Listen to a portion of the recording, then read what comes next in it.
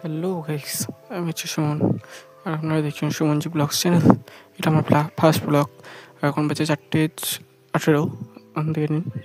এখন যাবো আমরা ছুটতে। চলো দেখা হচ্ছে ছুটতে।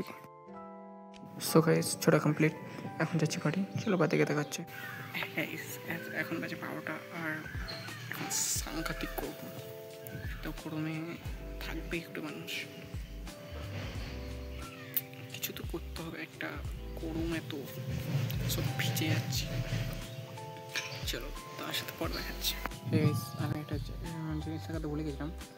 তখন সেই সকালে ছুটতে গেছিলাম, তখন একটা জিনিস ছিল যেটা দেখাতে আমি ভুলে গেছি, যেটা সূর্যের মতো হয়েছে।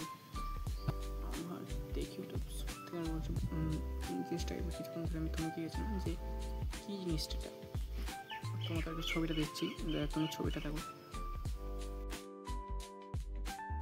এই তোমরা একবার ছবিটা দেখলে এরপর আমাকে মনে হচ্ছে কী জিনিসটা।